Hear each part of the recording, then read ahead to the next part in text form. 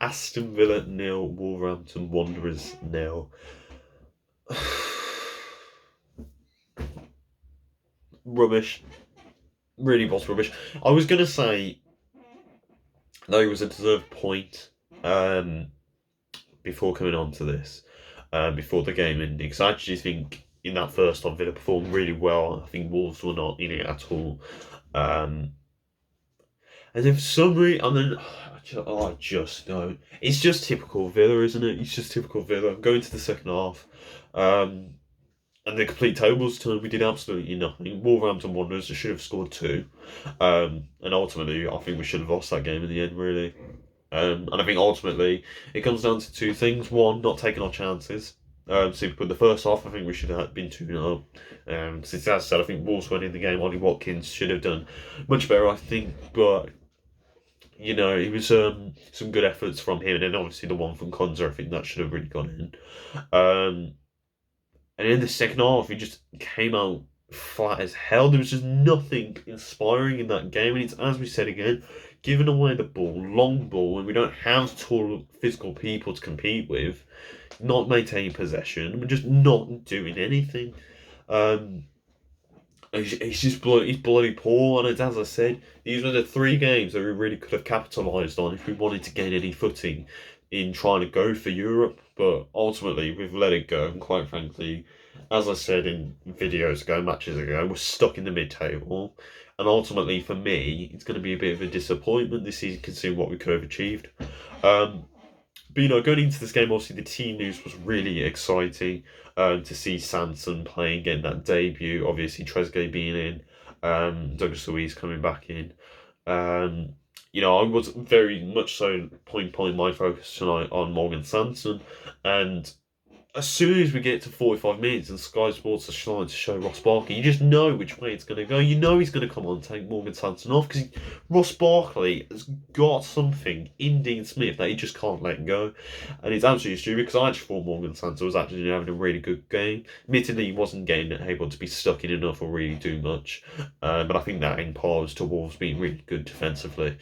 And it's as I say, we had some really good chances in that first half, but ultimately we failed to capitalise on them. And then second half, he's just a complete shit show. Um, I've said this time and time again, and I'm really getting to the point of it now. McGinn, I I don't know where else we're meant to go with McGinn. If he's not going to perform and will stay like this for the rest of the season, simply I'm tempted to say go away and we'll bring in Connor and just because of how well he's been doing in bloody Swansea. Because there is nothing in McGinn's game right now that is warranting him staying on the pitch. He's not doing anything. He's just another number in the team. And then obviously the substitution we all know is going to bloody happen. Morgan Sanson comes off for Ross Barkley, who doesn't do anything in the game again, and nearly gives away the first goal for bloody. I think it's Connor Cody, where he simply has to tap it in, but he bloody misses it. Well, no, it doesn't miss it. Emi Martinez gets a good save on it. I don't understand. Why not take, if you're going to take off a midfielder, why not take off Douglas Luiz? You want to go for a goal, you want to try and win the game. I'm sorry, but Douglas Luiz is not going to win us the game, really. He's not really looking anywhere near scoring a goal. And yeah, just poor. I think in terms of a man in the match, I think it's hard to say. For me, there's Matt Target, who I think absolutely did tremendously well competing with Pedro Neto tonight, and sometimes Adamar Traore, but I thought he did really bloody well defensively. I think then you can also say Emi Martinez for practically keeping us in that game. Although for me, the only issue I have with Emi Martinez is slow the bloody hell down. Stop throwing that ball out just so you can get the pace the game moving quickly. If there's no one available out there in the middle of the field, because we've all been defending that corner, just take your time and let some space naturally come to us. But ultimately, there's nothing really else I can say in that second half because we did absolutely bloody nothing. And it's disappointing. I think the Jacob Ramsey substitution was also really bloody underwhelming, considering he's not really going to do anything for us. He's not really going to add anything when we need a bloody goal. And I just think at the timing point of view, it was just so wrong. He could have gone Philogene Bidental, the youngster's name, who's apparently actually plays in that winger position. but ultimately we didn't capitalise on the game. And it's, as I said, I think Wolves should have bloody scored. The one where I think it's Roman Sace skies it over when he's literally on the line and all he has to do is tap it in.